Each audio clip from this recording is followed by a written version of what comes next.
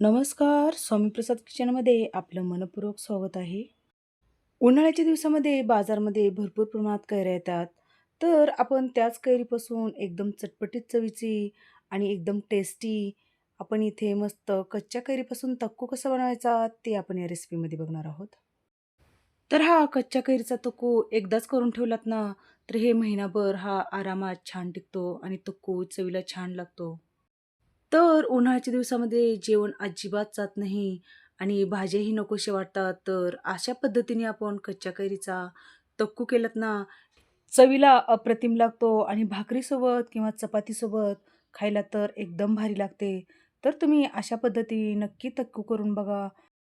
तर अशाच नवीन-नवीन रेसिपीसाठी तुम्ही माझ्या चॅनलवरती जर नवीन असाल, तर स्वामी प्रसाद किचन या चॅनलला तुम्ही एक लाईक, शेअर आणि सबस्क्राईब करा आणि बाजूची बेल घंटा नक्की क्लिक करा.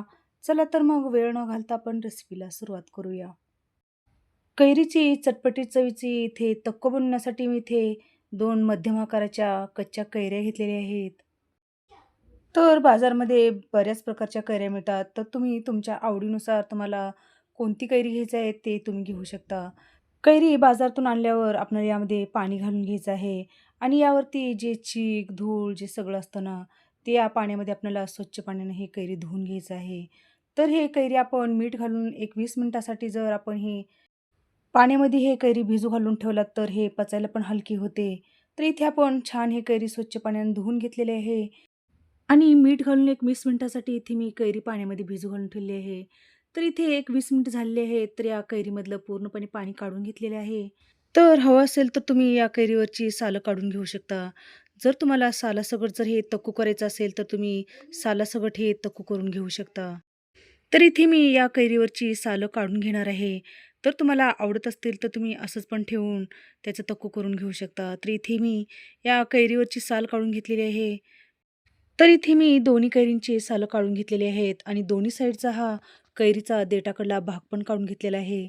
तर या कैरीला आपल्याला एक मोठ्या खिसणीने हा कैरी खिसून घ्यायचा आहे.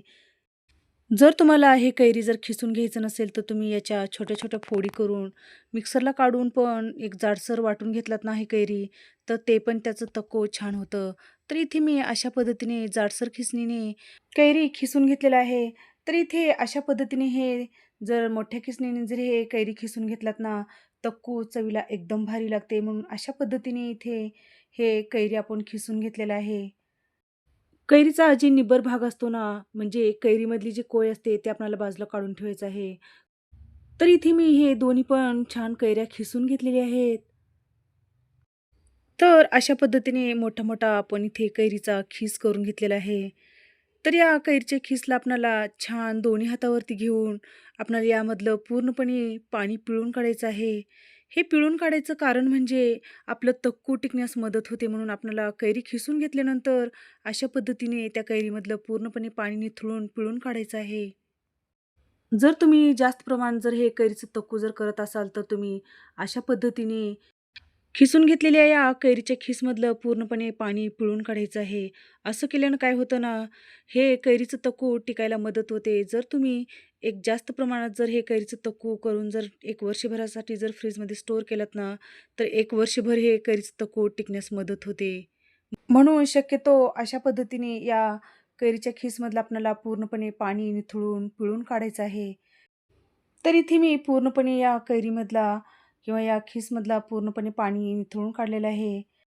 जर तुम्हाला हे थोड्या दिवसासाठीच किंवा लगेचच आपल्याला तक्कू जर खायचा असेल, तर तुम्ही या खिसमधला पाणी नाही काढलं तरी पण चालेल. जर स्टोअर जर करून ठेवायचं असेल 1 वर्षभरासाठी, तरच तुम्ही या कैरीच्या खिसमधलं पाणी पिळून काढायचं आहे. नंतर तक्कू बनवण्यासाठी घ्यायचं आहे. तर तक्कूच्या फोडणीसाठी आपल्याला लागणारं साहित्य बघूया. तर इथे मी 1 चमचा लाल मिरची पावडर घेतलेली आहे आणि 1 चमचा हळद पावडर घेतलेला आहे. फोडणीसाठी 1 चमचा जिरे, 2 चमचे मोहरी घेतलेली आहे. तर या तक्कूमध्ये मोहरीचं प्रमाण जास्ती प्रमाणात घातलत ना, तक्कू चवीला छान लागतो. 2 ते 3 चमचे तेल घेतलेलं आहे आणि एक 10 ते 15 लसणीच्या पाकळ्या घेतलेल्या आहेत आणि चवीनुसार मीठ घेतलेलं आहे. तर लगेचच आपण या तक्कूला फोडणी देऊया. तर इथे मी गॅसवर एक कढई ठेवली आहे आणि कढईमध्ये तेल घालून घेतलेलं आहे. तेल छान कडकडीत गरम झाल्यानंतर त्यामध्ये मोहरी घालून घ्यायचं आहे. मोहरी छान तडतडली, की मग आपल्याला त्याच्यामध्ये जिरं घालून घ्यायचं आहे. जिरं छान फुलून द्यायचं आहे. नंतर यामध्ये हे लसूण जे घेतला होता ना, त्याला आपण जाडसर वाटून घेतलेलं आहे आणि या तेलामध्ये घालून घेतलेलं आहे. तर मंद गॅसवरच आपल्याला एक 2 ते 3 मिनिटं आपल्याला छान हा लसूण परतवून घ्यायचा आहे. तर हे सगळी फोडणी आपल्याला एक 2 ते 3 मिनिटं मंद गॅसवर छान खरपूस परतवून घ्यायचं आहे. तर इथे एक 2 ते 3 मिनिटामध्ये मस्त यामधला लसूण छान खरपूस परतला गेलेला आहे. तर या स्टेजला आपल्याला इथे यामध्ये या फोडणीमध्ये आपल्याला सुके मसाले घालून घ्यायचे आहेत. तर इथे मी हळद पावडर घालून घेतलेला आहे आणि चवीनुसार लाल मिरची पावडर घालून घेतलेला आहे. तर हे मसाले घालून आपल्याला छान एक 2 मिनिटभरासाठीच आपल्याला या तेलामध्ये छान परतवून घ्यायचं आहे.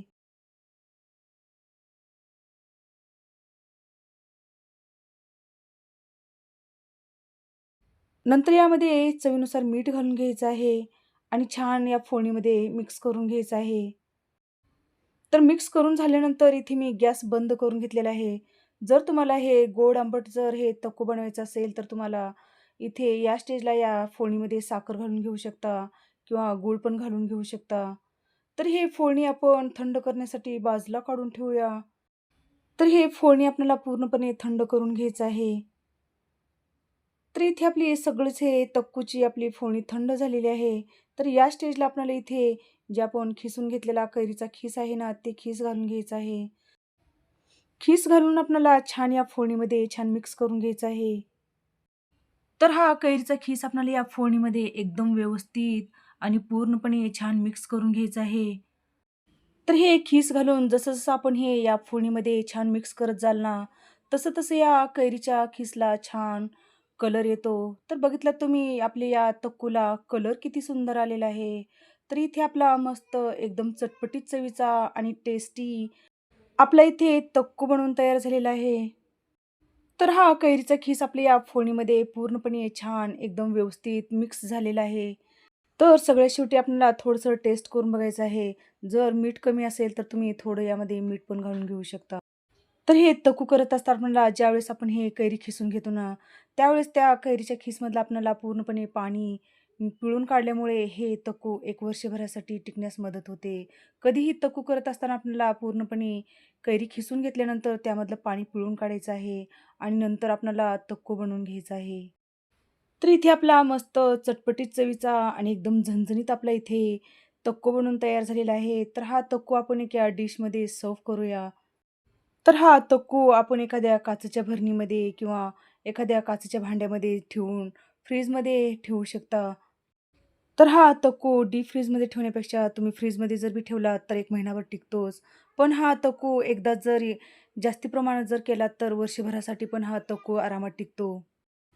तर हा तको जेवणाबरोबर लोणच्याप्रमाणे जर खाल्लात तरी पण हे तको छान लागतं. जर तुमच्याकडे भाजीला जर काही नसेल तर तुम्ही अशा पद्धतीने भाकरीसोबत किंवा चपातीसोबत हा तको तुम्ही खाऊ शकता आणि गरम-गरम भातासोबत हा तको एकदम चवीला छान लागतो.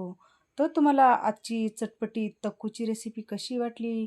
नक्की एक कमेंट करा. जर तुम्हाला रेसिपी आवडली असेल तर एक लाईक नक्की करा आणि चॅनलवरती जर नवीन असाल तर सबस्क्राईब करा आणि बाजूची बेल घंटा नक्की क्लिक करा. धन्यवाद.